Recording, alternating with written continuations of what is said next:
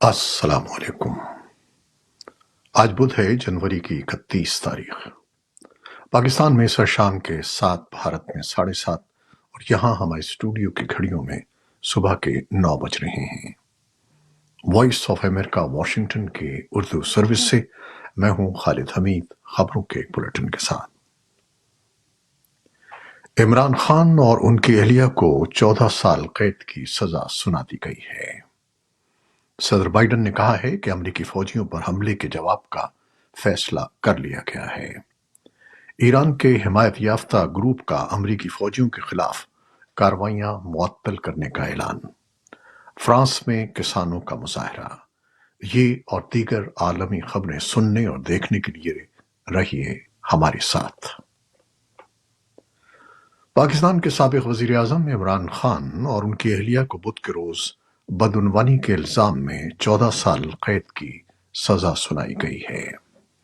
ایک دن پہلے ایک اور خصوصی عدالت نے عمران خان کو ریاستی راز افشا کرنے کا مجرم قرار دیا تھا اور انہیں 10 سال قید کی سزا سنائی تھی۔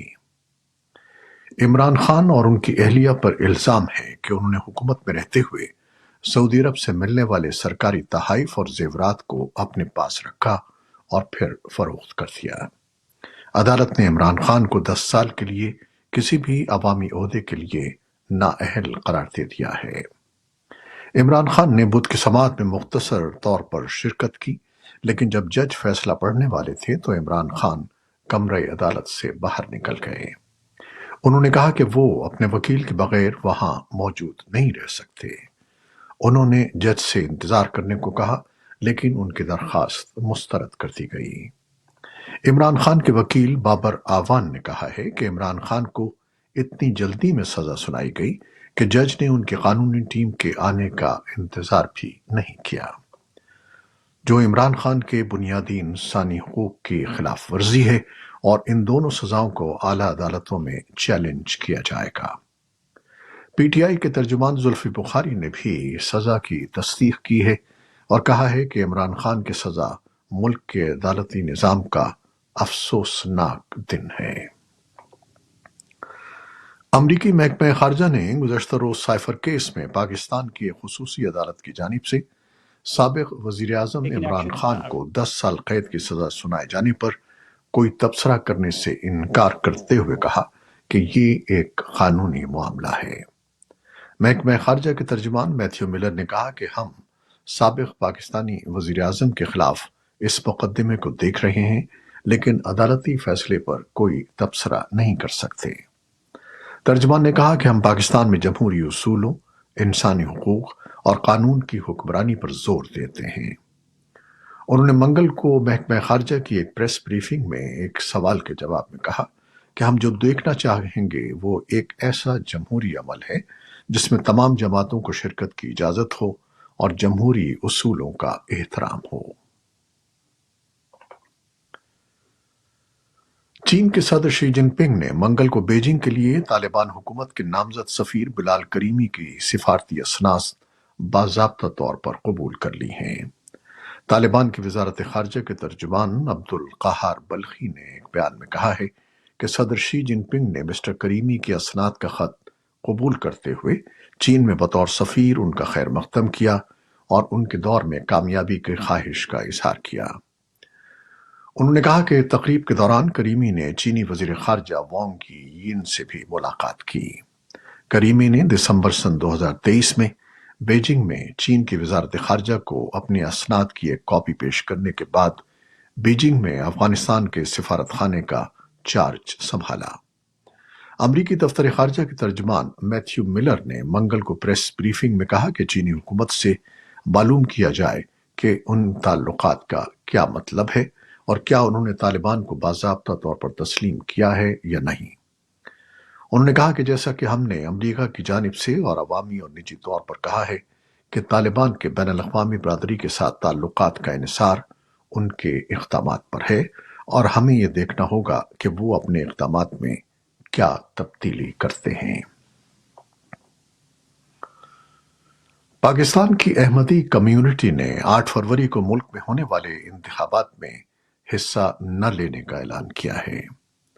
अहमदी कम्युनिटी के तर्जुमान की तरफ से बुध को जारी होने वाले बयान के मुताबिक अहमदी कम्युनिटी को पाकिस्तान में 8 फरवरी को होने वाले इंतखाबात में वोट न डालने की हिदायत की गई है। अहमदी कम्युनिटी बाज इंतखाबी कवानीन को इम्तियाजी करार देती है।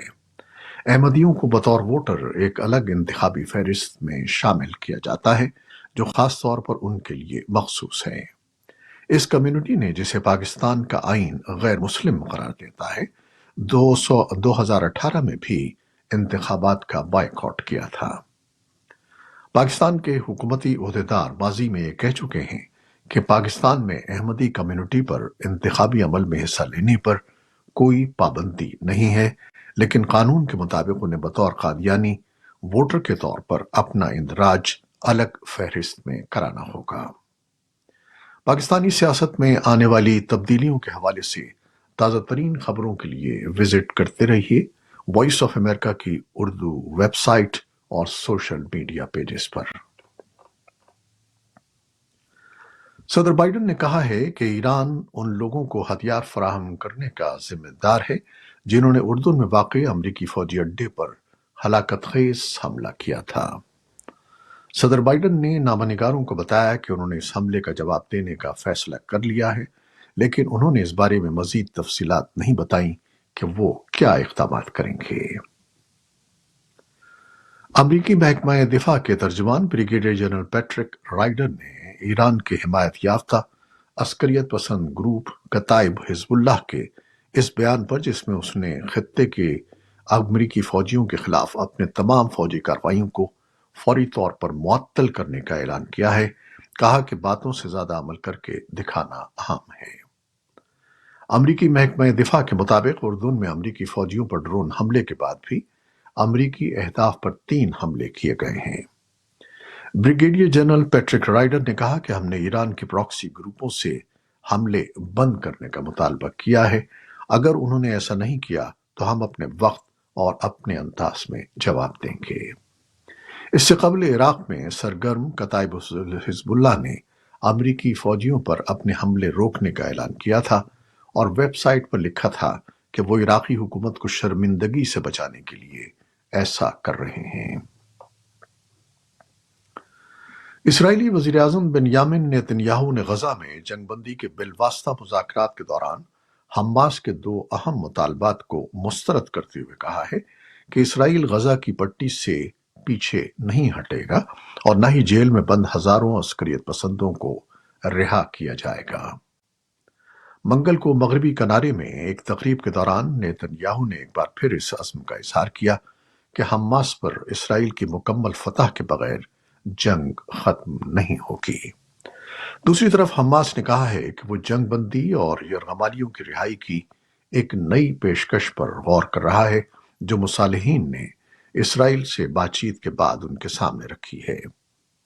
हमास के एक सीनियर ओहदेदार ने रॉयटर्स को बताया कि इस मुआहदे के तहत मरहलावार पहले इसराइल के यरगमाली शहरी, फिर इसराइली फौजी और उसके बाद हलाक अफराद की लाशें इसराइल के हवाले की जाएंगी। हमास के ज़ेर इंतजाम गजा के महकमा सेहत के मुताबिक 7 अक्टूबर के बाद से इसराइली कार्रवाइयों में अब तक 26,000 अफराद मौत का शिकार हो चुके हैं।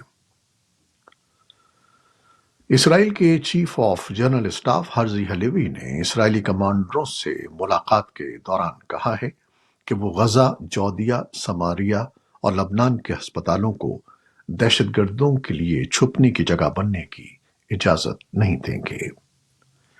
उनका यह बयान एक ऐसे वक्त में सामने आया है जब इसराइली कमांडोज ने तिब्बी कारकुनों और फलस्तीनी खवातीन के भेस में मगरबी किनारे के एक अस्पताल में दाखिल होकर 3 फलस्तीनी अस्कर पसंदों को हलाक कर दिया। फलस्तीनी वजारत सेहत ने हलाकतों की तस्दीक करते हुए अक़वाम मुत्तहिदा से सेहत के मराकज़ के तहफ़्फ़ुज़ की जमानत का मुतालबा किया है। अक़वाम मुत्तहिदा में अमरीकी सफ़ीर लिंडा थॉमस ग्रीन ने कहा है कि UN relief and works agency की फंडिंग दोबारा शुरू करने से कबल वाशिंगटन कुछ बुनियादी तब्दीलियां देखना चाहता है। अमरीकी सफ़ीर ने अक़वाम मुत्तहिदा की जानिब से मामले की तहक़ीक़ात करवाने का खैर मक़दम किया اور کہا کہ ہمیں ادارے کے غزہ میں کام کرنے کے طریقہ کار کو دیکھنا ہوگا کہ وہ مجرمانہ کارروائیوں کے مرتکب افراد کو فوری طور پر سزا دینے کے لیے کیا کرتا ہے۔